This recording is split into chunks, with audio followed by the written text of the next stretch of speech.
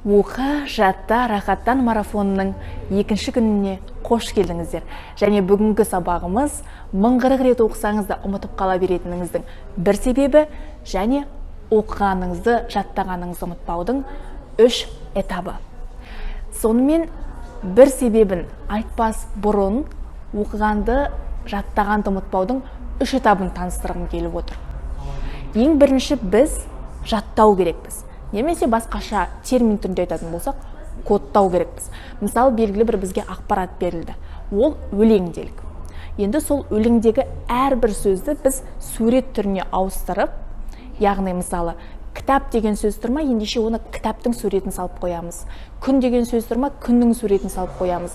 Егер басқаша бір суретке келмейтін заттардың сөзі жазылып тұрма, ендеше оларға да ұқсас белгілі бір ассоциация, образ ойлап табамыз да, соны жазамыз, немесе көз алдымызға елестетеміз.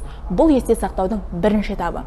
Ал екінші этабы осы оқығанымызды немесе жаттағанымызды 6 рет қайталау. Мысалы, сіздерге жаңағы бірінші этап бойынша мынадай сөз айтайын. Мантар деген сөз бар. Мантар деген түркшеден аударған кезде саңырауқұлақ деген сөз. Енді мантар деген біз білетін қандай сөзге ұқсайды? Манты деген сөзге, иә? Ендеше манты мен енді саңырауқұлақты байланыстырайық. Саңырауқұлақтың үстінде үлкен бір манты тұр деп елестетейік. Ал енді екеуін байланыстырдық, бұл бірінші этап кетіп қалды, иә? Ал енді екінші этап, біз екеу осы жаттағанымызды не істеу керекпіз? Бекіту керекпіз. Ол үшін біз мынадай кішкентай ақ парақтар аламыз да, сол парақтың бір жағына сұрақ, екінші жағына жауап, немесе бір жағына түрікшесін, бір жағына қазақшасын жазамыз. Солайша осыны біз 6 рет қайталаймыз. Яғни бір жағынан екінші жағына 3 рет, екінші жағынан бірінші жағына 3 рет қайталауымыз керек. Осылайша біздің мына оқығанымыз миымызда бекиді. Бірақ бұл жеткілікті ме? Әрине жеткіліксіз. Одан кейін біз 7 күн бойы, күнде осы ақпаратты қайталап отыру керекпіз. Сонда ғана біздің оқығанымыз, жаттағанымыз жақсы есте қалады. Ал енді мынадай сұрақ туындайды. Мен бір оқығанымды 1040 рет оқимын, қайталаймын, бірақ неге есімде қалмайды? Мұның себебі сіз оны 1040 рет оқисыз.